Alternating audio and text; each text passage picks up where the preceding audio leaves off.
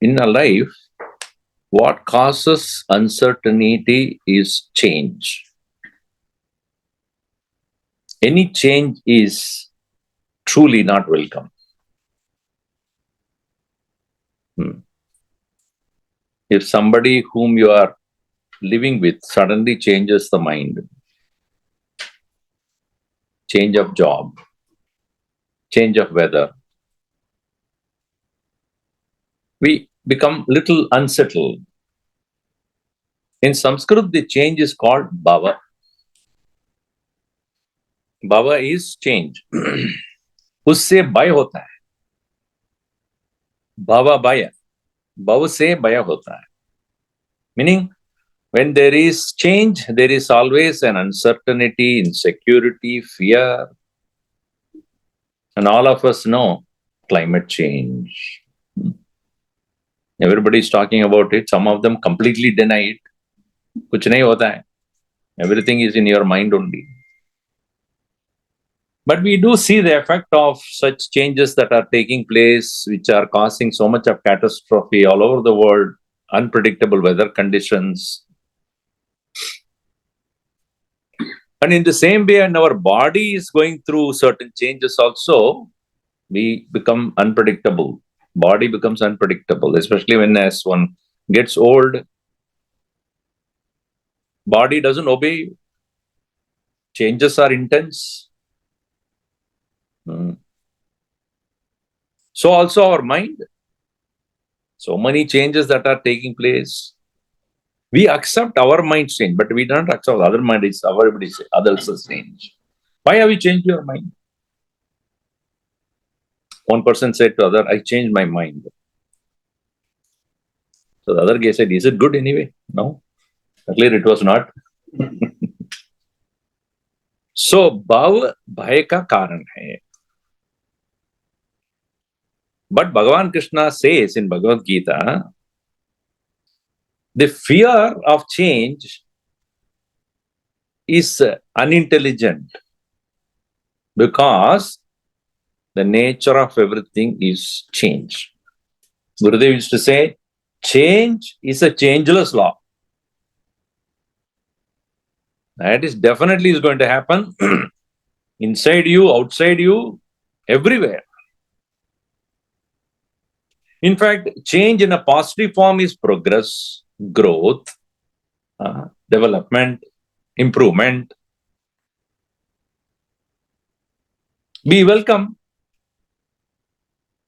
When your daughter or son, when they are ready to go to university, don't you like that change? Finally, please proceed.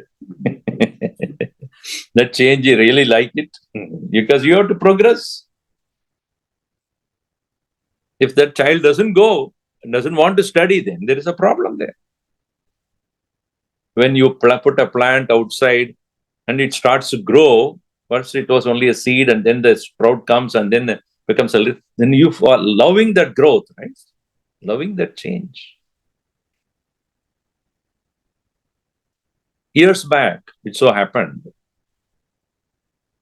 we were in Anaheim Center, Kashi. Then afterwards, when the number of children who have come to that center has increased, and later on we decided to buy another property and then start in our other center. So some of them objected, saying that, no, we don't need to do that. We are happy with this. We have one more project to take up in our hand, additional responsibilities. They were not very happy about it because it means taking the loan from the bank.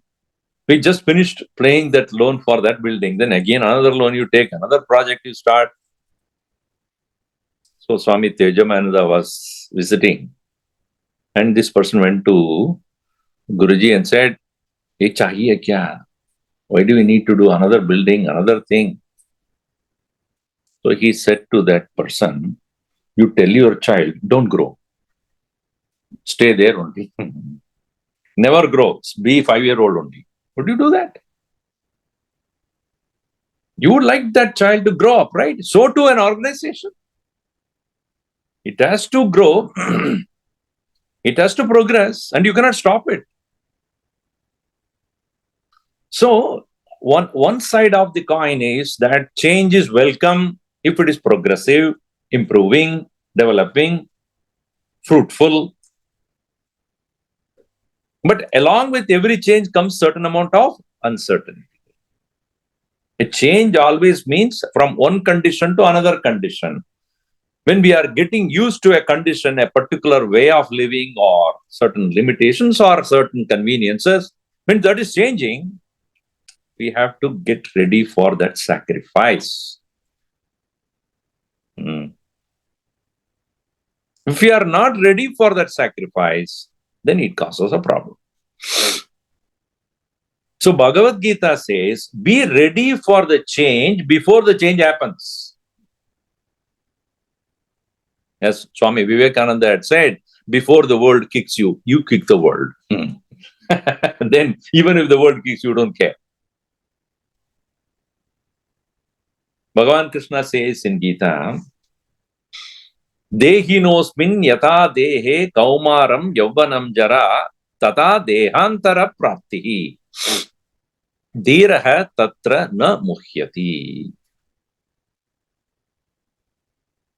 Na bhayam gacchati, na shochati.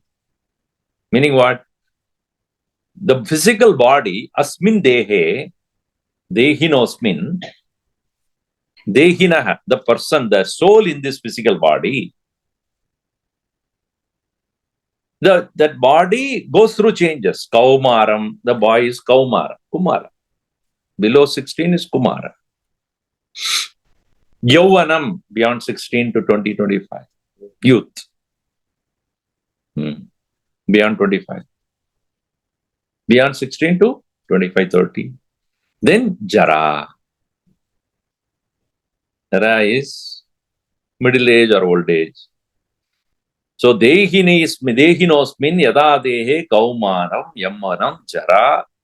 And then what happens at the end of being jaratva? Dehantara prapti. Another body.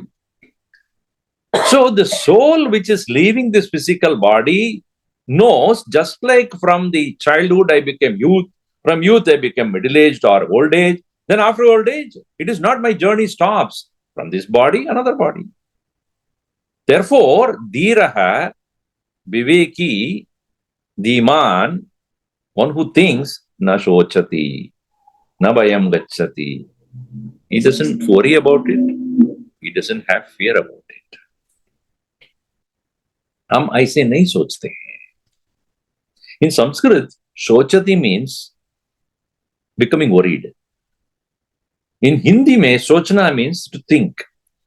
So we should understand that. Na shochati means he's not thinking. Shogam na gacchati. He doesn't. Shuch is the root word there. Shuch shochati. That become shoka in the noun form. In the verbal form become shochati.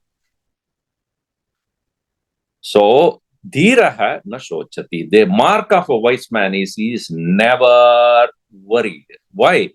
Because he accepts the change and he gets ready before the change happens. It is like COVID times, you don't get the toilet paper. I don't understand the concept of buying hundreds and hundreds of toilet. As though you're going to swallow it every.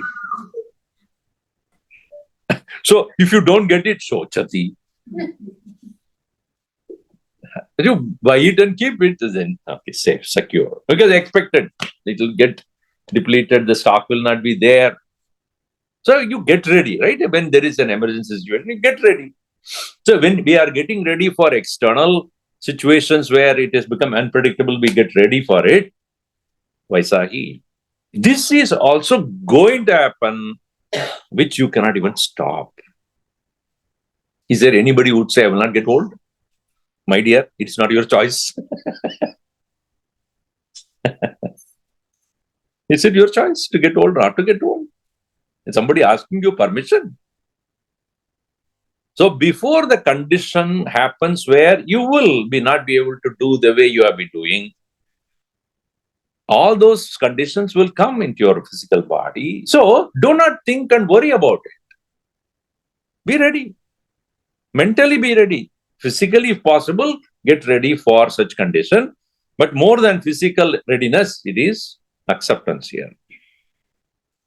I know that it is going to happen. So let me get ready. Cheerfully, happily, not dragging yourself.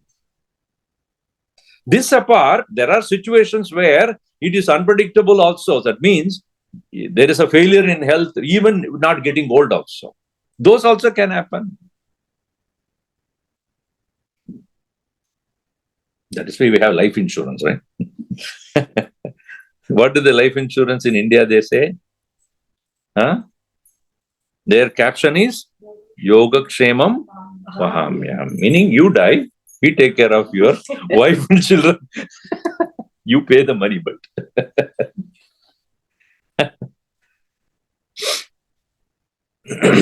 So, two aspects you have to see.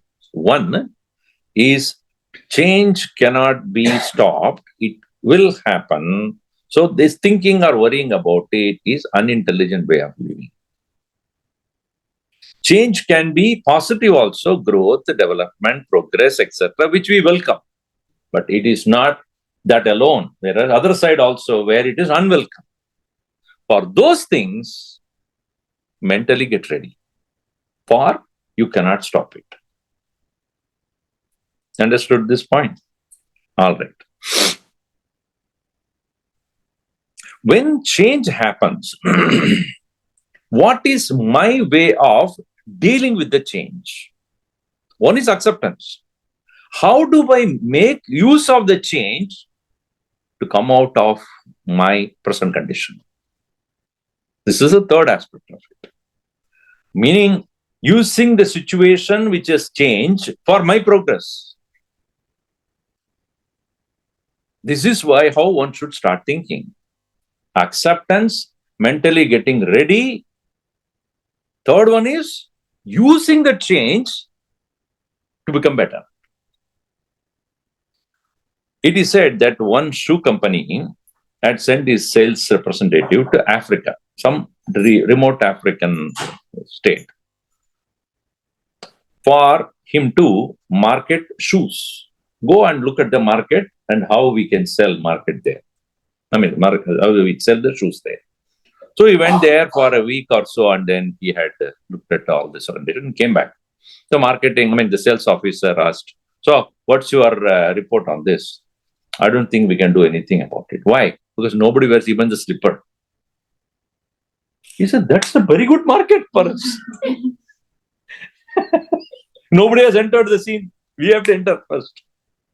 Now, you see, one person looks at it as a useless place where nobody wears.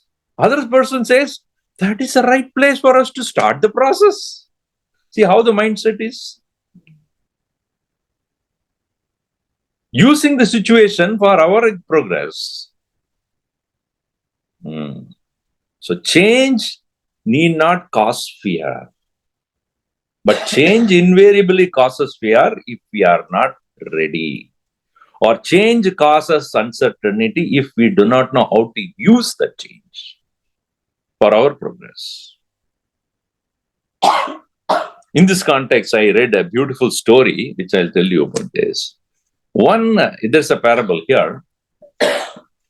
In one village, there was a farmer, and he had a donkey, which he was using for various purposes. Old donkey. Not old means it's not senile, but it is relatively old. One day it rained very heavily, and without he noticing it, this particular donkey fell on a well, inside a well, little deeper well. And it is not a very, it's a natural well, so there is no way of getting in and getting out that easily. Usually he is very careful, but that day, because of the rain, he didn't notice it, and it was dark, and that fellow went inside. Now that fellow started to cry, making big sound, etc. So the farmer came out running and put the light on and looked at it. Oh my God, how do I do? What do I do now? How do I get them out? Not easy. And it's so heavy, donkey also. And the donkey has it cannot think on its own also. So how do I do this? And that well was not used for any other purposes. It is just a dirty well. So it was crying and crying whole night. So he felt very bad, saying that, there's no point in this fellow crying like this.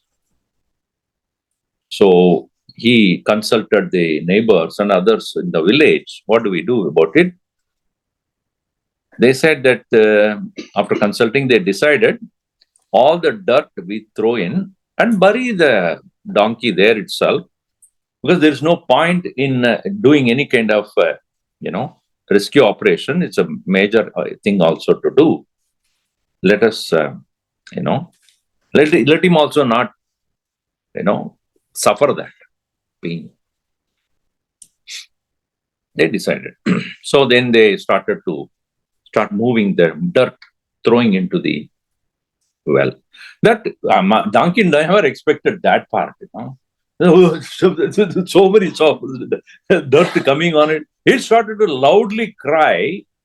More and it cried. So, but then villagers said, yeah, it will cry after that. Sometime when it gets buried, obviously it will settle down and then it will die. So they went on throwing. But that donkey, what it did, as and when the dirt came, it shook itself. So the dirt went away from it. And then again they moved more dirt, it shook it. So the dirt started accumulating, and over a period of time, half an hour, 2 hours, 3 hours, when they put so much dirt, that fellow used the dirt and came out.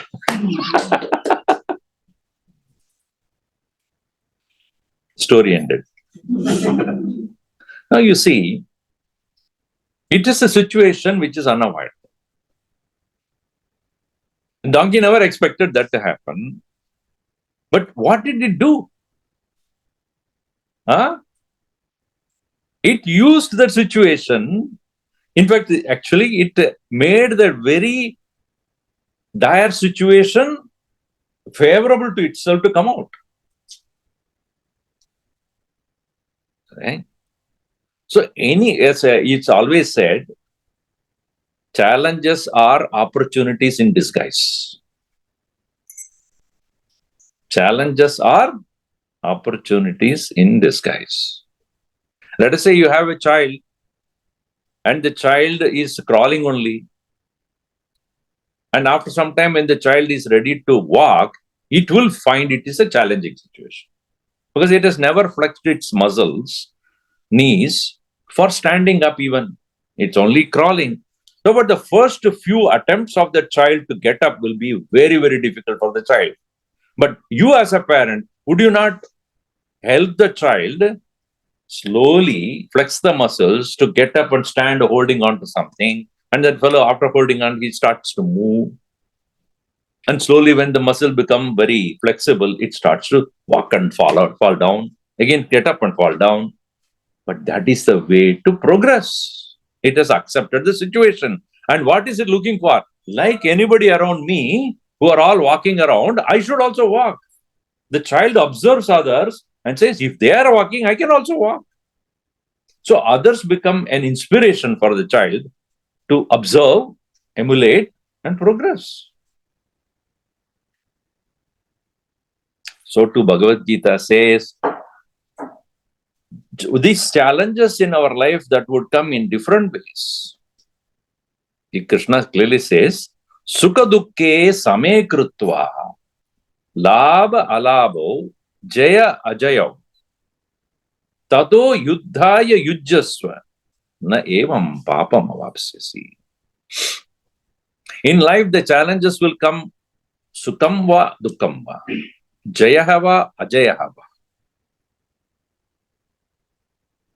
labha va alabha va, meaning joy or sorrow, gain or loss, success or failure. If you wait for the success to happen, it will not. If you want only the gains in life, it will not. If you want only sukham in the life, it will not. If the other way around dukkham also comes, you be ready for it and get up.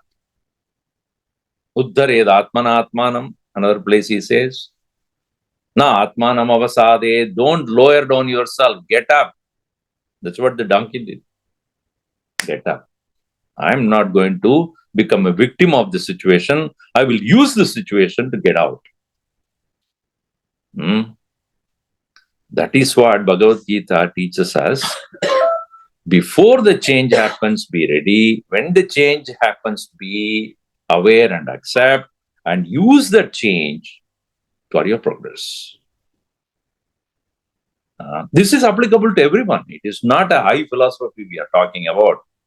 This thing is applicable to at any stage of life. For a child also it is applicable. For the youth it is more applicable. Because today's world we find greater challenges are coming from different areas. Earlier times, undergraduation is sufficient. After that, now everybody has to be a postgraduate to get even a job. Now, without PhD, kuch nahi hota hai. You have to have PhD in your PhD. Otherwise, what have you done? You did doctorate or not? Not. Useless. MBA, this one, something that's not sufficient. No specialization. Earlier, just studying medicine is fine. Now it's just a specialization. Then it's advanced surgery. What not? How many things? By the time that person becomes a doctor, medical professional is already 45. But unavoidable. That is how the world is today. Today's demand from the world is very high. Expecting the person to excel is very high. You cannot settle down for meager things. So it is applicable to the youth also. Change of policies, change of environment in the world of action or profession. Even your own girlfriend expects you to be, more earning than her. Expectations are very high. In the world of marriage field also. That's why they decided, we'll just live together. I don't think we should get married. Because, we do not know. I may change my mind. So two people were living together for 20 years. And then one day when the lady asked, why not we get married? He said, who will marry us?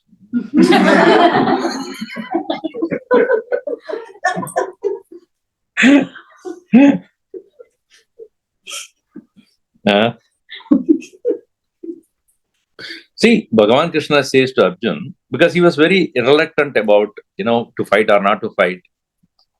Because he never expected that situation to be so difficult.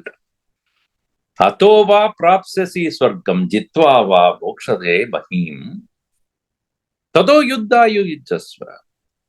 Therefore you sarvam. So he says, tado yuddha yujjasva, or dasmad uttishta kaunteya yuddhaya kritanishchaya.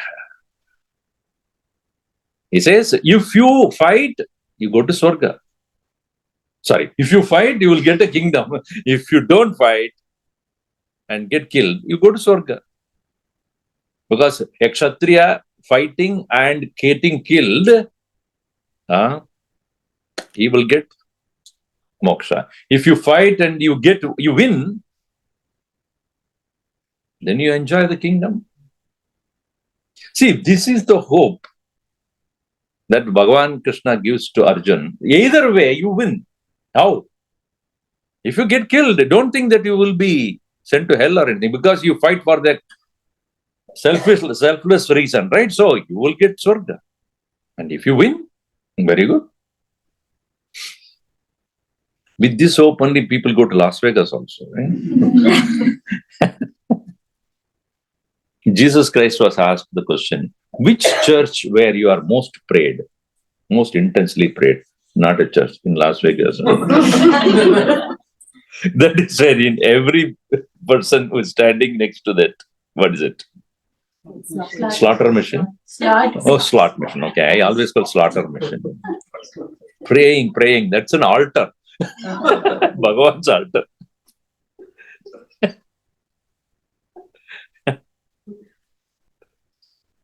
So, Jitva Bokshase Mahim Hatva Swargam. So why not? See, that's the preparation of the mind. If I get to win, I'll enjoy the kingdom. If I get killed, I'll go to heaven. So what? So let me go. Accepted the situation. Proceed.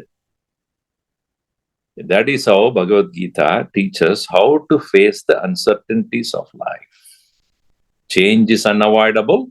Change is subject to cause fear if you are not ready. And change is welcome if it is progressive. Get ready in your mind for the change. Not only get ready, find out how use that change for your progress. Therefore, Bhava-bhaya-haarinyai Namah. One who destroys the possible fear caused by the change. That is one of the names of Bhagavad-Gita. The next one is Taarinyai Namah. Taranam means to cross. Tarati means he crosses. Once it so happened, Narada, he met with his brothers. As you know, Narada is son of Brahma, mind-born son of Brahma. Also, he had elder brothers, 4 of them. Sanaka, Sanadana, Sanandana, Sanat. These are the 4. They were considered as the dwarfs, no doubt, appearing to be like short people, but highly educated or highly wise people. When you see Dakshinamurti form, the 4 of them who are sitting are those 4. Sanaka, Sanadana, Sanat, Sanaka, Sanadana, Sanandana, Sanat. These are the 4. And they are very highly educated and wise. Once Narada met with them, and he was kind of disturbed. So these 4 Sanat Kumaras, they asked, what is your problem? He said, I have learned 60 plus kalas in this world. Kalas means the art forms. Everything I know. I know singing, I know dancing, I know Dhanurvidya, and I know the Shilpa Vidya, I know the music, everything. I have learned all possible kalas that are taught in this world or known in the world. I have learned all of them. But he says, none of them are able to give me end of sorrow. And then, because I have learned so many things, but none of them bring end to the sorrow.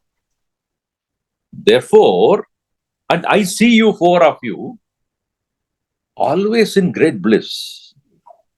I just want to know, because you have not learned any of the things that I have learned.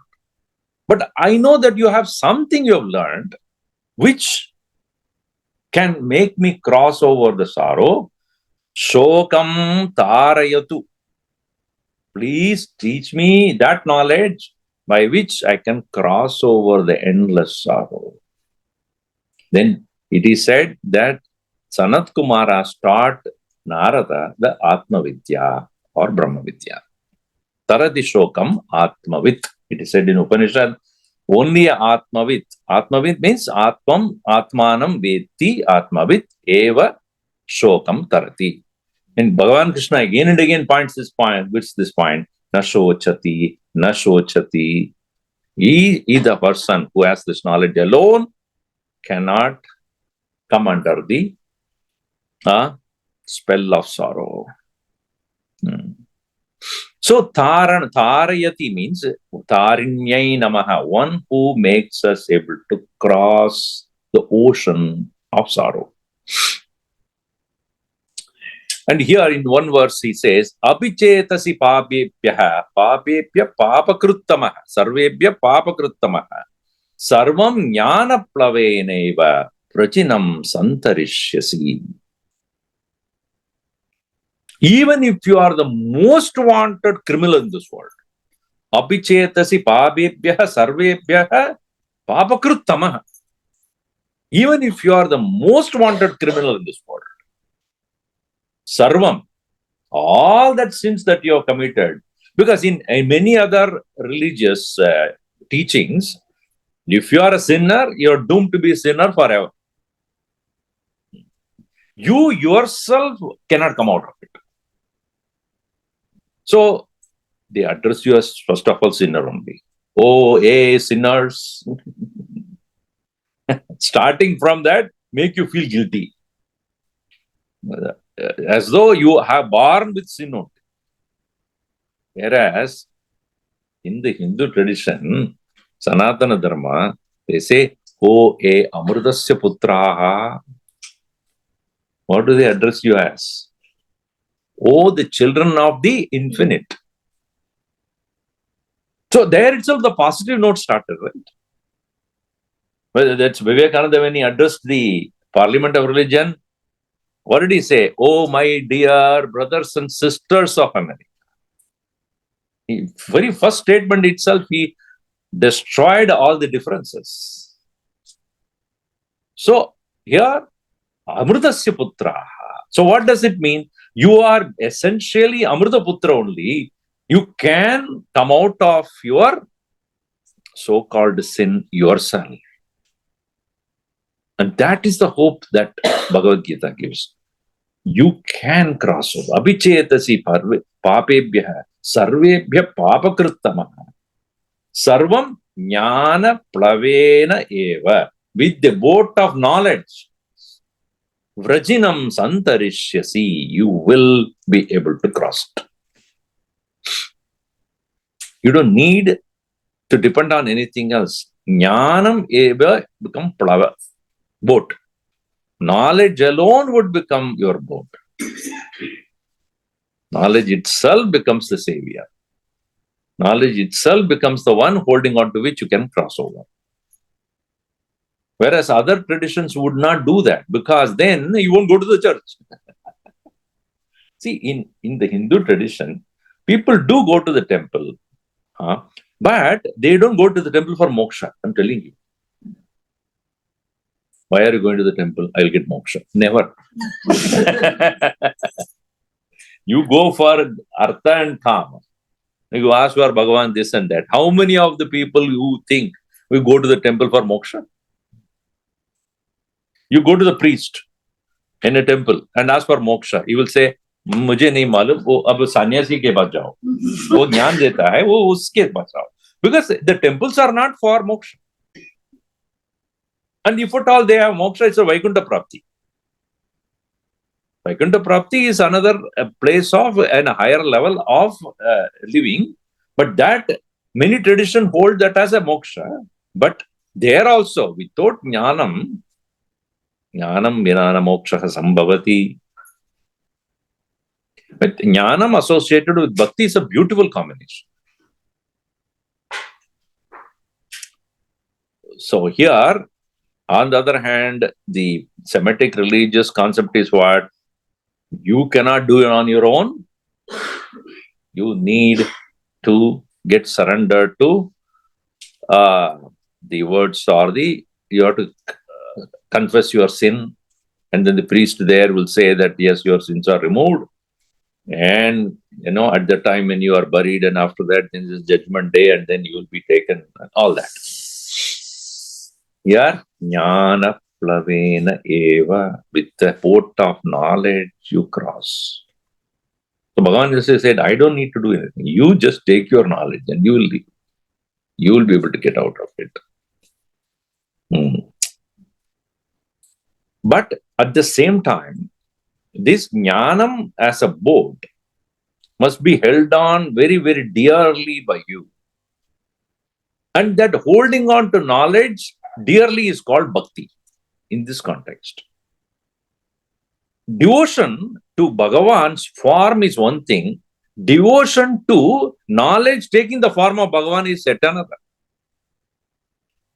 आपको वो मूर्ति को देखते हो और भगवान को देखते हो. If you look at only the murti form, then your understanding of that is very limited. Then murti puja becomes upasana. Whereas murti ko aap jnana swarup mein dekhte ho. If you understand that murti is jnana swarup, then Bhagavan says, I will give you the knowledge. Tadbuddhayas tadatmanaha tannishta tat parayanaha gacchantya punaravrittim jnana nirdhuta kalmashaha. He says, jnana nirdhuta kalmashaha gacchanti. They go where? Apunaravrittim, where there is no return at all. That is called moksha. Gaccantya punaravrittim jnana nirdhuta kalmashaha. How? 4 things he says. Tad buddhi, tadatma, tannishta, tanparayana. Meaning what? Tad buddhi means atma buddhi. I am essentially the pure self alone. This is called tad buddhi. Tad atmanaha. Always recognizing that that is the true I am, that is my own self and the self of everyone. Tannishta. Wherever the mind by habit goes here and there also, bring it back to this awareness, nishta. Tat parayanaha. That is my goal.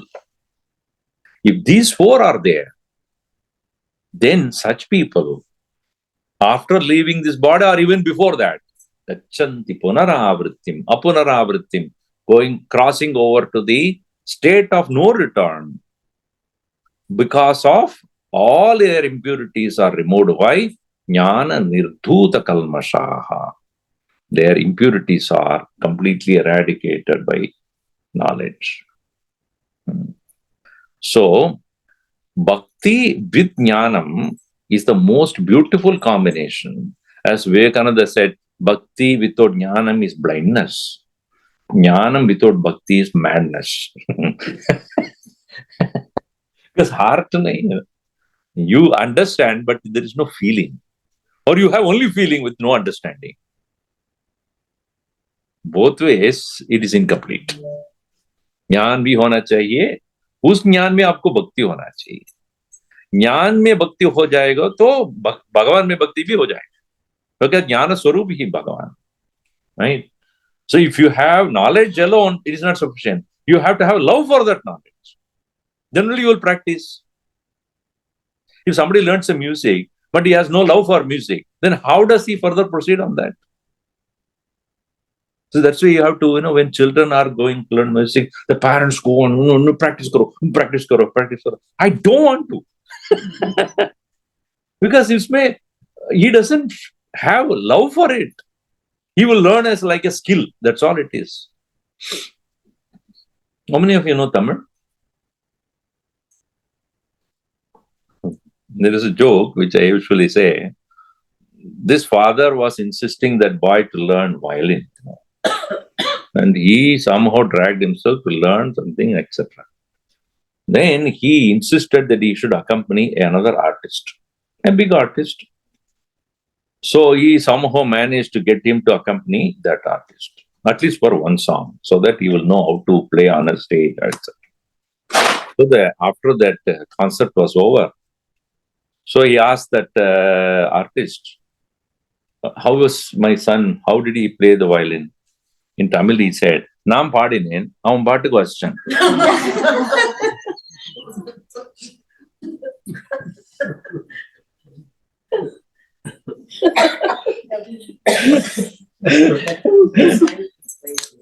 Avan paattukku vachikale, avan paattukku vachan. Those who don't know English, Tamil, I sang. He played on his own. He has nothing to do with my song. That's a pun in the word.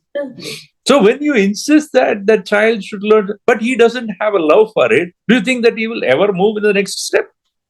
So too, jnana hai. You can read it from the books. Usme bhakti nahi hai, wo pyar, usme preeti nahi hai. So if he does no love for it, it doesn't convert into real experience. So once you have love for the knowledge, knowledge will bless you to see the Bhagavan as Jnanaswarupa. And that devotion will become very, what you call, intense, as well as that devotion with the knowledge will give you the personal experience of the Lord himself in oneself. Ramana Maharshi used to say that Atma Rupataha. So Atma Darshanam Atma Rupataha. Isha Darshanam Swatma Rupataha. Bhagavan's form will become your own being. So that Tad Buddhayaha, those who have mind set on that. Tad Atmanaha, recognizing or being aware of that which I have learned is none other than my own self. Tad Atmanaha. Tannishta. Then again, where the mind is running away, you are able to easily bring it back to that point of awareness of the self. Tat Parayanaha. It is no more an external goal. That is the goal of life. Then Gacchantya Punaraavrityam Jnana Nirdota Kalmashaha. In this context also, I read a beautiful story which I have. Once it so happened, it's a kind of a figurative story. It said, all feelings and emotions went to a coastal island for a vacation. And by nature, everybody had their own good time. Suddenly, a huge flood started to happen, like what is tsunami. The huge waves, and then went and hit everything. All their vacation lands are swallowed completely. Everybody is in the, under the flood, and all of them were struggling to exist. And everybody started to, escape. And poor devotion did not have any way of escaping. So it was just looking for help here and there. All of them had their own boats except the devotion. So then he was waiting here and there looking for some help. It is said the prosperity, it started to go in a very luxurious boat. So then the devotion asked, can you please take me? I am here struggling. Can you take me? So he says, no, I cannot take you because I have very precious possessions in my boat and there's no place for you. So somebody else will help you. I'm going. So it went away. Prosperity, interested in its precious possessions, did not allow the devotion to get onto the boat. It went away. Then it was waiting for some more time. Vanity came. So vanity came. So he asked the vanity, can you please take me in your boat? He said, I think because of the flood, your feet are all very dirty. I cannot afford to dirty my boat. So somebody else will take you. So vanity also went away. So the devotion was waiting again and again. So then by the time by the time sorrow came in a boat. So again he said, can you please take me in your boat? He said, I'm very sad. I want to be with myself. Don't disturb me. So that also went. So then happiness came. So happiness came with its own boat. So then devotion said, now please take me into your boat. He did not even look around. He is so occupied with himself. He didn't even notice that the devotion is calling. It just went.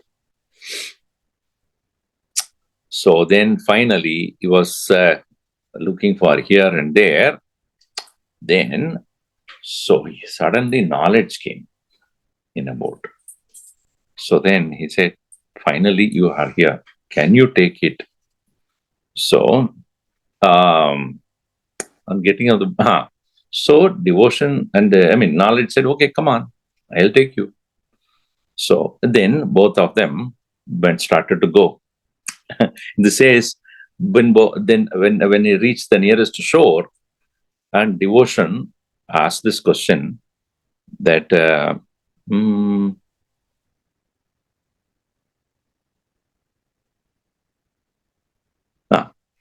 So, why is that, oh knowledge, you gave me a lift while all others have said no?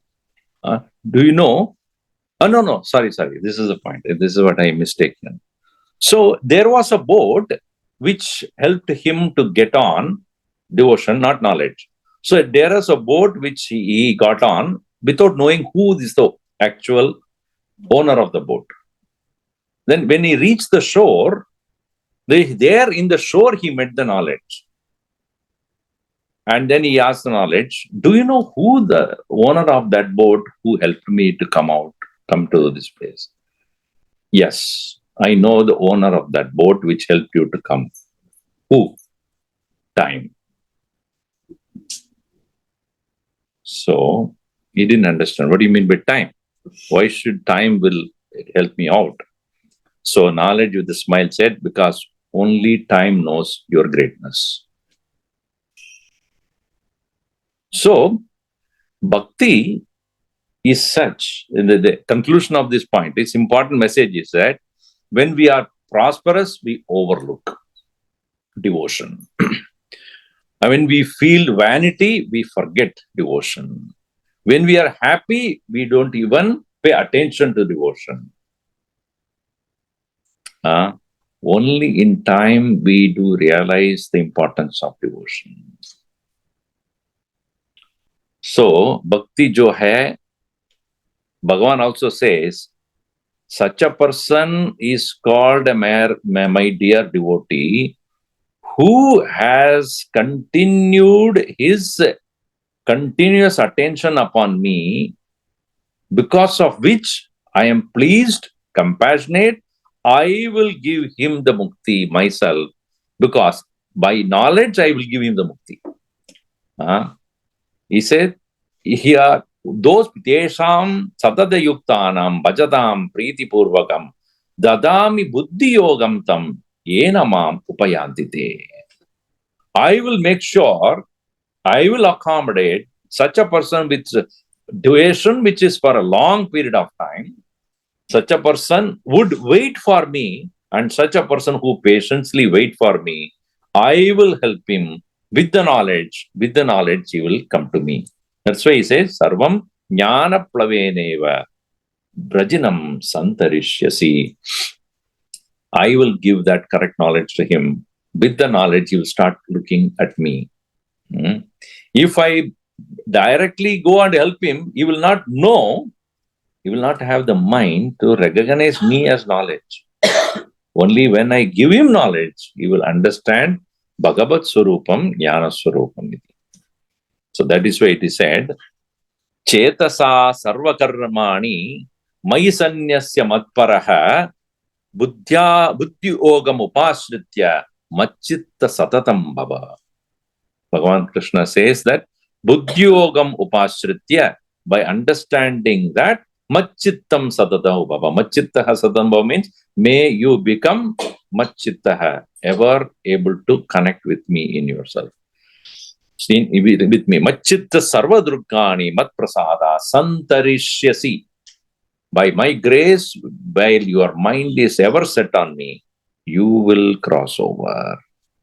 And in the biblical tradition also, there is a crossover. Right? There is a crossover. Which tradition is that? Jewish tradition? It is a Jewish tradition. Crossover to what?